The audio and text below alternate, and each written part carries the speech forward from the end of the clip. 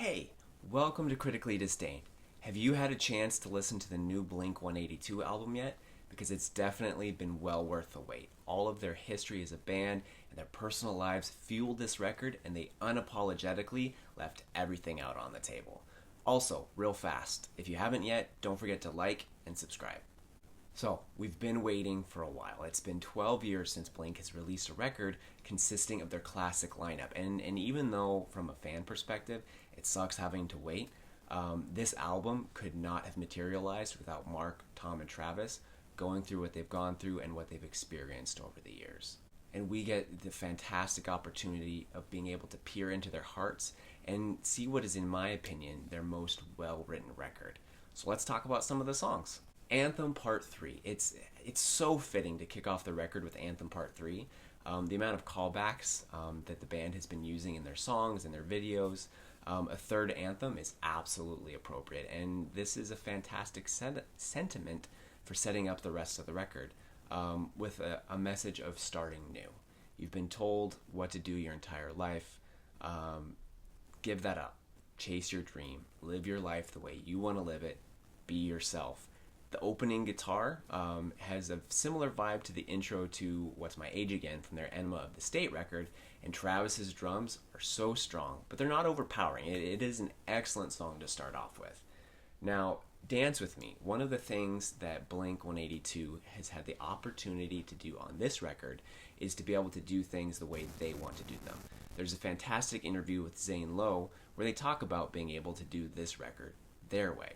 Now, Dance With Me, this is a fun song, and one of the decisions that they made, since they are now calling the shots, is that they took the time on their video to pay homage to the Ramones by dressing like the Ramones. And it's absolutely fitting, because this genre that we love, the roots can be traced back to the Ramones, and they definitely had a definitive influence on what would become to known as pop punk.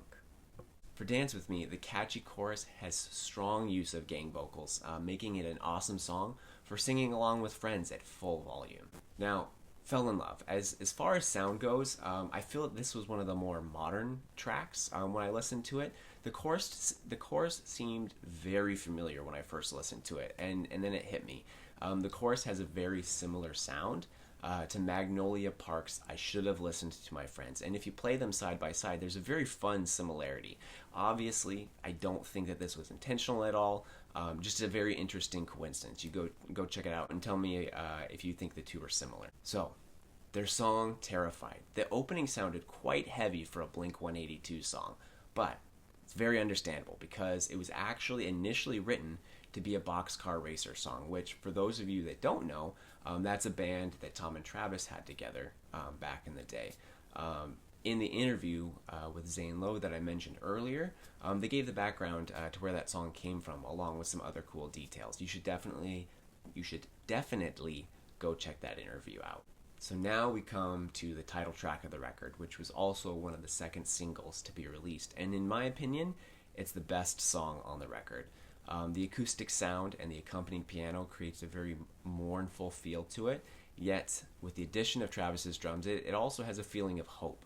The video that accompanies this song has a lot of throwbacks and old Blink-182 shots and pictures and references. And the lyrics dive very deep into the tragedies that they experienced that helped bring them back together. And I think this song is a beautiful condolence for people who have experienced this type of trauma. And it's also, I feel, a very sincere warning to others to avoid waiting until tragedy strikes to fix relationships with our loved ones. I've listened to it so many times since it was released. It's an absolutely amazing song. Nostalgia sells, and the best type of nostalgia to sell is the concept of when we were young. And this is a common theme that keeps coming up in society, and the timing of the release of this record is excellent because it's the day before Blink will be playing at the When We Were Young festival in Las Vegas. This song might be an appropriate theme for them to play in their set list. Edging. This was the first single to be released when we all found out a year ago in 2022 that Tom would be returning to the band. It's marvelously new and different from their past music, but also feels very naturally Blink. That it gave fans a taste of nostalgia, and what to expect, building that anticipation for the record. The song is a perfect sing-along song. It's catchy and is a gateway to the new era of Blink-182. You don't know what you've got. This song it's heartbreaking, and it's close to home for a lot of people, whether we have something that we almost lost or that we lost completely. It is absolutely relatable. There are some references to Mark's cancer battle, such as the reference to his poisoned skin is a direct call out to his chemo and the struggles that he went through with that. They took the old saying, you don't know what you've got till it's gone, and they gave it a new face with heartfelt lyrics of hoping to continue with life, because we often can't see the good that is right in front of us until we don't have it anymore. On a lighter note, Blink Wave, as the name implies, this song is Blink-182 doing a new wave song. This is an example of them doing things the way they want to do them. They're on record as saying that they could at this point do anything that they wanted. Even if they decided that they wanted to put out a new wave song, they could do that, and that's exactly what they did. And they did a fantastic job of it. It's different, it's fun, but it doesn't feel wrong. It fits on the record very well. Okay, so the final song on the record, Childhood. The very end of the song, the instrumentation sounds like an old Nintendo game to me. But before we reach that point, this song sums up the life predicament of grown-ups. Where did our childhood go? It's a very bold song to finish the record with, but it packages up the rest of the album very nicely with this track. It is a lament for all generations. As we grow up, we lose ourselves, and we get so enthralled in the life we are told that we need to have. Being told that we need to be mature, to behave a certain way, to go out and get a real job. And in all of that, we forget ourselves. And by the time that we are old enough to realize that we should chase our dreams, we wonder, what happened to our childhood? Where did it go? Though sad, it is also encouraging, because we are all in this together, and we can encourage each other to be ourselves and to chase what we truly want out of life.